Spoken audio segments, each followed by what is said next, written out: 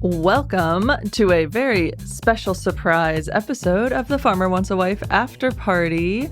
I am your host, Stephanie Spiker, and I'm joined by one of our fellow party people, Lindsay Yoder. Hello. And we have a very, very lovely and exciting surprise for you all. That's right, we got to interview the one and only Mackenzie from Farmer Wants a Wife. And if you don't quite remember Mackenzie, she was in the premiere episode. She got to go on a date with Farmer Braden. I thought that they had incredible chemistry and genuinely wrote in my notes that this is going to be my favorite couple. She made his dog a bandana, all the things. And then Braden didn't pick her to go back to the farm, choosing Lauren instead. The shock heard around the world. But we got Mackenzie to come on the show and chat with us about her experience. So let's get into that, because you guys don't want to hear us right now. You just want to hear her. So let's talk to Mackenzie. Mackenzie, welcome to the after party. We are very excited to chat with you about your experience on Farmer Wants a Wife. Yes, thank you guys so much for having me. So obviously, we really didn't get to see a ton of you on screen. You know, I mean, the speed dates are really quick to begin with. So we didn't see all of it, obviously. But from what I feel like we were watching, I thought it looked like you and Braden had some chemistry. It seemed like things were going really well. So how did you actually feel during and after the date? Did you feel like, oh, that went pretty well? So as y'all can see, I'm, a little bit of a Debbie Downer on myself. So I think my natural, negative Nelly on myself is, oh gosh, I don't know. Like, I'm probably going to, even though I objectively think it went good, you just never know. That's just how my mindset goes into things, which I probably need to change that a little bit, hope for the best, but expect the worst. Yeah. So afterward, I didn't want to get my hopes up too much. However, I feel like we had a lot in common, discussing our pets, and the dog bandana went great. We also actually had the same my go-to karaoke song, which is In Color by Jamey Johnson. He sings it every show. And I was like, wow, This is a sign. This is great. We talked about a lot of stuff, and I was just being a total goofball. So I was thinking, if he likes, a goofball, someone that's just going to be totally open and honest. And we also talked about farm life, and I mentioned, in hindsight, I kind of realized why this wasn't so much of a green flag to him. But I had mentioned, I don't care about scooping poop, outdoor work. I'm no stranger to that. I've done a lot of manually laborious jobs throughout my life. I've been a waitress. I've scrubbed toilets. I've done all the things. So I wasn't going to be worried about doing farm work at all. However, he has mentioned in press he didn't want a coworker. So I think I was focusing a little bit too much I'll be out there with you. I do not mind. So I think that might have been a bit of a negative in his eyes. Interesting. Yeah. Is that kind of what drew you to want to try out this show? Was that, obviously farm life doesn't seem to scare you. And some women in past seasons and even this season, they seem a little hesitant to kind of get their hands dirty. So did that draw you to coming on to the show? For sure. And really, I watched all reality TV. I've kind of lined it up a little bit since I was on the show. But just watching so many reality TV shows, this one seemed the most genuine and wholesome. The Bachelor and things like that, I was very adamant. I'm not going to kiss on TV. I'm not going to wear a bathing suit on TV. I'm just a little bit modest in that way. And I think this show was a little bit more in line with those values. So that was a big part of it, as well as farmers are the epitome of hard work, in my opinion. And a struggle I had was finding a man that actually wants to work hard and has those values. So that was a big reason I was drawn to this show specifically. Nice. So when did you and the original group that was with Braden, when did you all first learn that Lauren was joining into your group? Was it when Kimberly first announced her? Yeah, literally in the moment that you see. I had no idea. And, you watch the show and you're like, I kind of see this coming. But when it's your real, yes, it's a TV show, but that was my real life in the moment. And I was taking this process very seriously, maybe a little bit more seriously than I should have. And, you can't necessarily look at it as a normal dating situation either, but I was. So literally in that moment, I had heard a little hint of, oh my gosh, Lauren talked to Braden. That's all I heard. I actually thought Lauren left the show. In my head, I was like, oh, she must just not have been feeling it. She must have left the show because we hadn't seen her in a while. Just so naive to this sort of thing. And in the moment you see on TV when Kimberly is like, hey, something unexpected happened, bring her on in. And in that moment, I was like, where am I? What am I doing? I was like, you can see me looking around. I was looking at the other girls like, and they're all looking forward. But I'm like, what is happening right now? And I think I said in the confessional, I'm in a bit of shock. I was truly in shock in that moment. That's when you realize like, wow, anything can happen in this. Yeah, you can definitely see on everyone's faces kind of the what's happening moment, which is crazy. And I mean, it does make sense, right? Obviously, it is absolutely your real life and your real experience, but it is also a TV show. So I totally, I get why they kind of kept you all in suspense until that moment to get those very genuine, like, gut reactions. Yeah. For sure. I completely, it's funny. It really didn't even feel like, in a way to me, we were even on a show in a way. Like we were just talking, chatting it up, since I felt like it was going well. I didn't even really notice the cameras even during the date. And the first time I was really conscious about being on camera was in that moment. I was like, but just being a fan of reality TV, I was like, oh, this episode is going to be really interesting. Yeah, really. So after, obviously, you did not get picked to go back to the farm. I saw you kind of were walking out with some of the other ladies, like arm in arm. Did you guys all get to have a little maybe debrief session after that of like, what just happened? Yes. So we did the, kind of debrief on our own, what you see on camera of me talking about my feelings. And then I did get to be with the eliminated ladies for a bit. And Caroline, who's amazing, I actually hadn't talked to her much around the barrels, as we say, but I was like, I'm not okay. Like, I was like, what happened? This doesn't make any sense. Because once again, this is my dating life. I'm looking at it objectively. I'm like, this makes no sense to me. I just kept on saying that, like, I don't understand what just happened to us. It wasn't that I was not expecting to be eliminated, but in that way, really shocked me. And Caroline's like, it's okay, Mackenzie, it's okay. She's just comforting me the whole time. So the other girls were amazing. I think only 3 of us cried. Me, Cameron, and Brie, which we didn't see any of that. But we were the only criers, and everyone else was being super comforting. And they helped me not only then, but they really were such a saving grace to me after the show, just being in touch with each other and getting back to real life, because nobody truly understands what we went through unless you were there. Yeah. That actually really leads into what we were going to ask you about. So. Yeah. So are you still close and in touch with any of the ladies that you met on that first day experience? Absolutely. I think I really want to emphasize these girls changed my life, truly. And I don't even think they realize how much they did, because even, we see a little bit on camera, but even around the barrels when we would just talk to each other all day long, I would say stuff like, oh, some people I know, they just said I got cast on this because I'm an easy first boo and I'm just kind of there as a filler. And the girls were like, Mackenzie, that is not okay. You should not be surrounding yourself with people like that. Do not talk down on yourself like that. And I was like, no peer has ever said that to me that passionately. And they were constantly just hyping me up. Mackenzie, you are so beautiful. Like, you're going to make it, or I can't believe you didn't make it. And like all this. And just the women's empowerment that was happening in that room, despite the circumstances, was so unexpected for me. But they really did change my life and my outlook on how I see myself and who I want to surround myself with. Wow. I love that. Yeah. That's beautiful, honestly. And I feel like, obviously, what we get to see as the viewer is mostly the speed dates, and it's mostly the interaction with the farmers, obviously, because that's kind of what people are watching for. But from your experience, the majority of the day is spent with the other women versus with Braden or any of the other farmers. So can you tell us a little bit about, I guess, your experience of that day? For sure.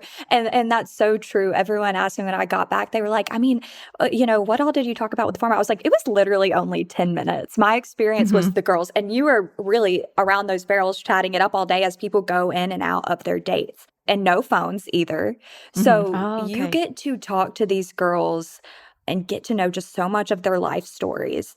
And, it helped just having no distractions. It's just you and them. Like, that's all you have in that moment. We did have a great time. I was having so much fun just with the girls and chatting it up. And everyone comes from such a different background as well. Like, Steph, for example, I mean, she's a model. I've never met like a career model. We don't really have those in Alabama. So I was getting to hear about all of her jobs and seeing all these girls' confidence and knowing how to pose. And I'm like, teach me how to pose for a picture. I don't even know. Like, I'm very, very like not into that type of stuff.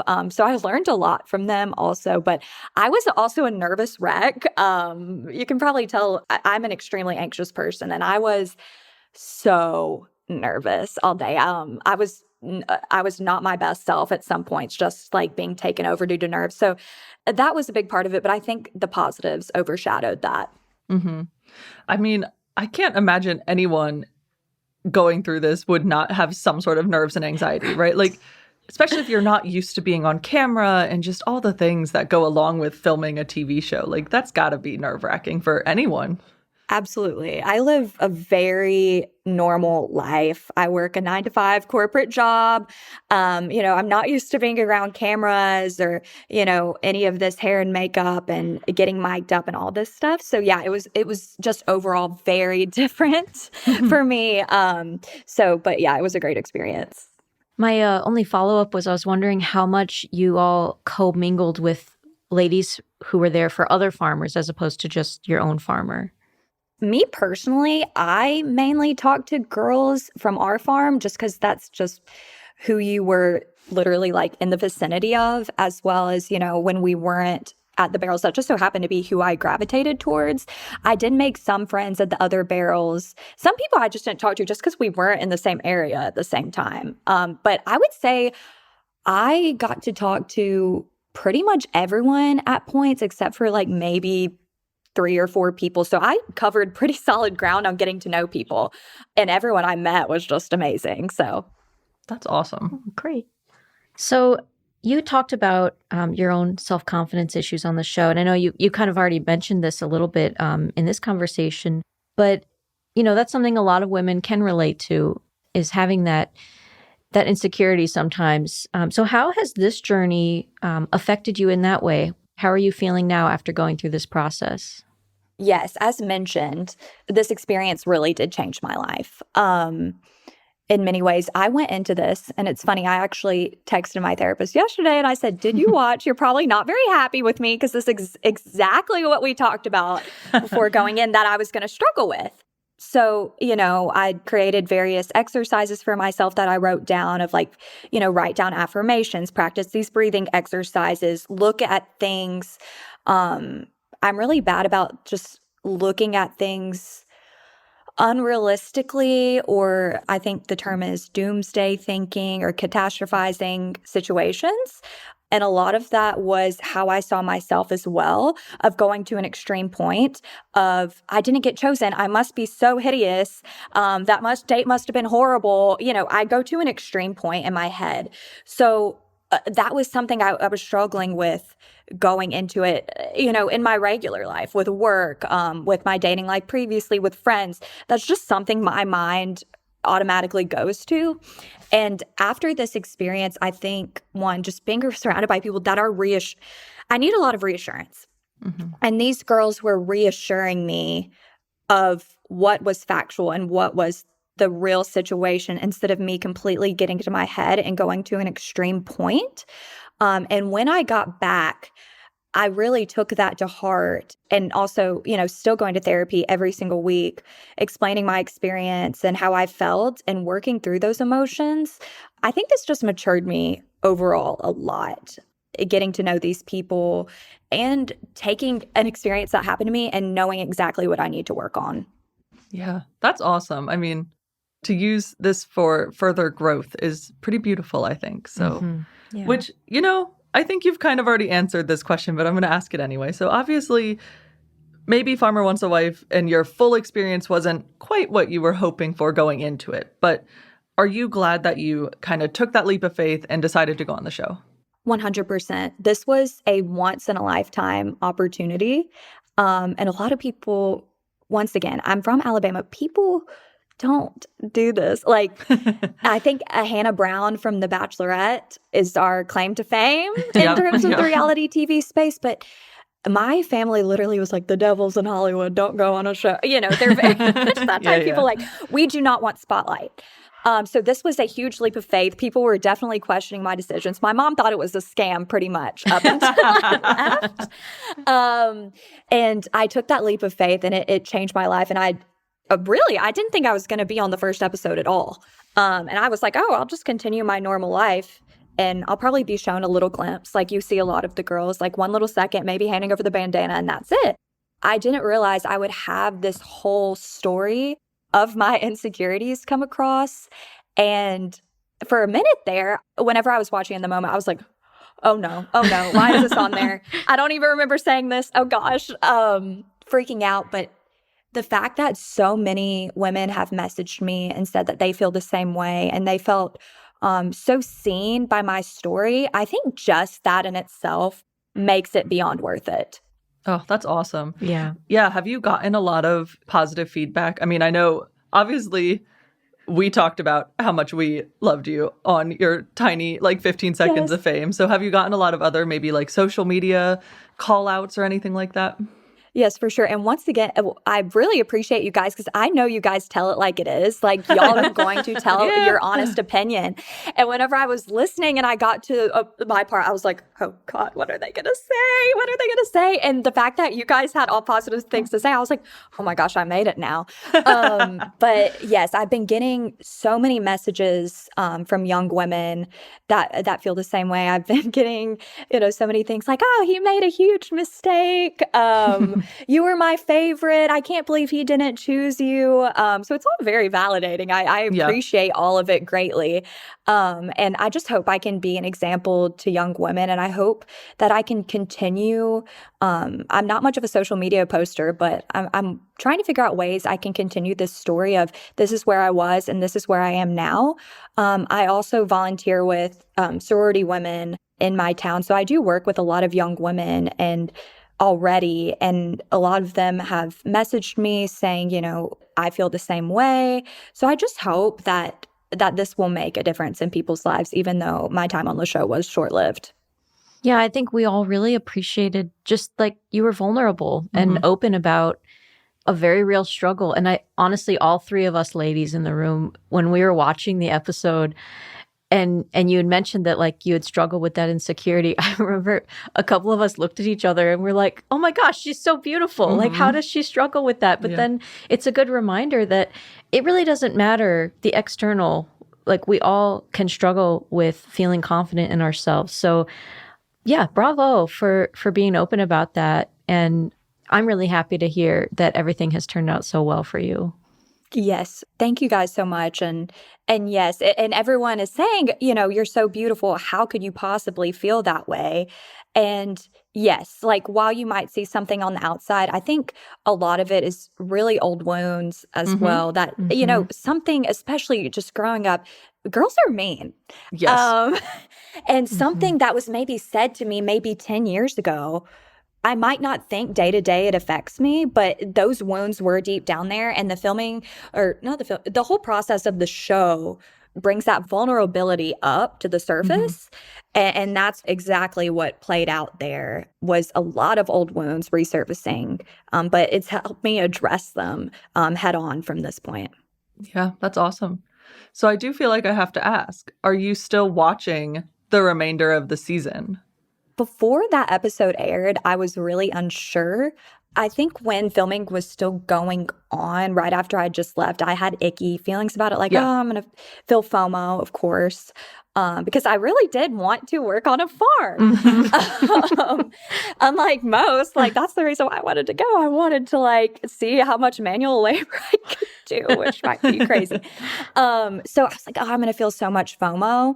However, after watching the first episode, I was like, I really want to see. I do know what happens, but I want to see how it all plays out exactly. Yeah. I'm definitely going to be watching tonight. Maybe I'll do a little live reaction or something on TikTok. We'll see. But I don't know exactly how things are going to unfold. Well, that's awesome. Well, thank you so much, Mackenzie. We loved chatting with you. This was so much fun. And honestly, every year when we get to talk to people on the show, it's so wonderful to hear their actual experiences and not just the things that we see on camera. So thanks for joining us. Yeah, it's been an absolute pleasure. We really, really enjoyed talking with you. Thank you guys so much for having me. Like I said, I think usually first eliminated aren't even really shown. So I've been very blessed to get this attention and have the opportunity to tell my story. So I appreciate you guys so much. Awesome. Thank you.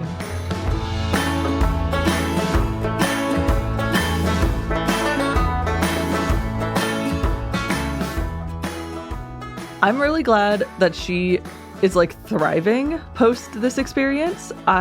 First of all, I applaud her for going to therapy and being very open about it, because this office here is a very pro therapy office. So good for you, Mackenzie. Yes, we are very pro therapy here. But also just, you know, she just seems so genuinely happy to have even gone on the show, which is wonderful because she was so hurt at the time. And I totally understand why. Like that, not getting chosen sucks to begin with. And then not getting chosen because this weird thing happened that no one was expecting and that she didn't know was about to happen. And suddenly, like all the other things, like, and also the fact that they did find out as we were watching them find out, which is what I kind of thought, but it was nice to have a confirmation. I feel like you get whisked away and you have to do the like confessional with the camera. Like you're still processing. Yes. Like she said when she was like, I don't even remember saying that, because in the moment you are in the middle of processing and just, you know, voicing your immediate thoughts about it. So it is a very vulnerable moment. And it really is, like the way that she mentioned it, she really did have her own little story arc within the episode, which, as she said, I don't know that we've really ever had a prominent story arc of someone who did end up going home on the first episode that made such an impression that I can really remember. Yeah, that's a good point. I mean, there's definitely people that it's like, it's the big, who am I going to choose type of thing. And you see both dates and you kind of whatever.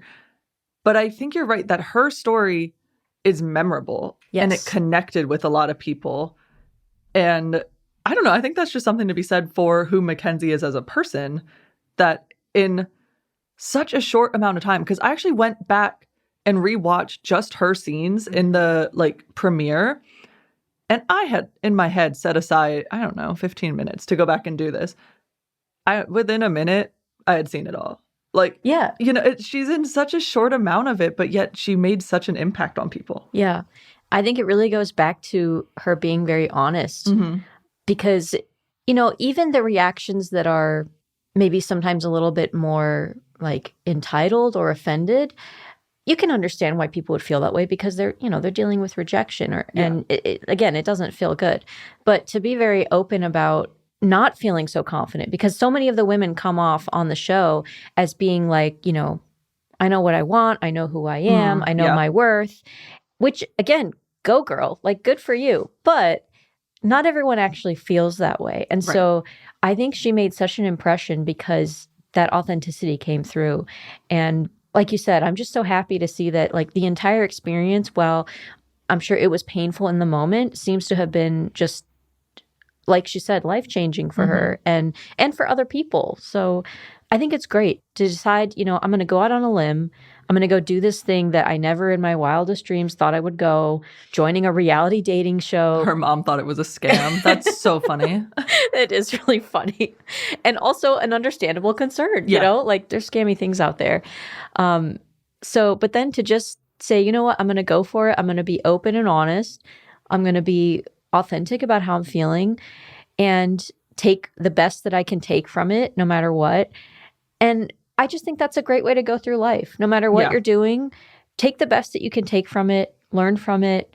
And, you know, it's not a mistake just because it doesn't turn out the way you may have thought it would. And she seems to have completely taken that course and been like, you know what, I'm going to take this with me. I'm going to move forward with my life. And I'm glad that I did it. And I'm really happy to see things are turning out well for her. I agree. However, I do have to say one thing about Farmer Braden, who I do think listens to us occasionally. Especially after hearing what Mackenzie was saying about how he says, like, I don't want a coworker, he, I guess, told her or something. What does he want? Because he also does seem to want someone who's willing to do farm life, right? Because he was just talking about how, you know, people have misconceptions about what a farm is and all these things, which is very true, but you don't want a coworker. But it's also like, at the end of the day, if you are, even if it's like farmer and farmer's wife, right? She is going to end up being your partner in these things and in the actual work, which I do think is what he wants. But then, I don't know. I'm just like, dude, what are you actually looking for? Does he know? We'll find out, I guess. We have many more episodes to go. Yeah, that's a good question. I think it's good to ponder because even if it's not out in the field farm co-working, it's administrative, it's bill paying, it's scheduling, child rear. I don't know. So lots to think about, Braden. But anyway, episode 3 of Farmer One's Wife, I think, is going to be interesting because we're already being teased, which we've already talked about this, but the new women coming back to the farm. Yes. Or potentially coming back to the farm.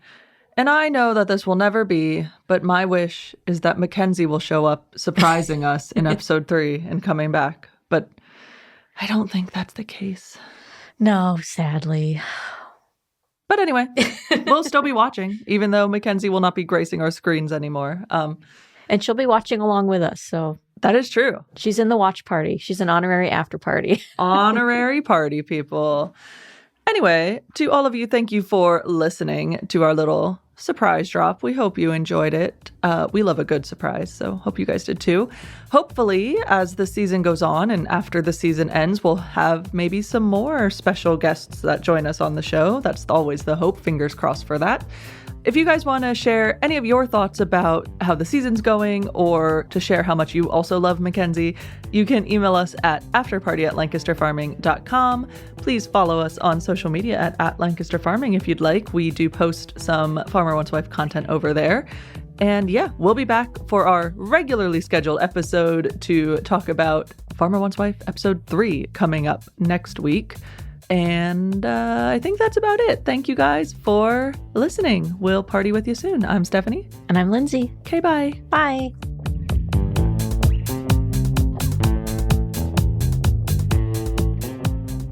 This episode of the Farmer Once Wife After Party is copyright 2026 by Lancaster Farming Newspaper, part of the Steinman Communications family.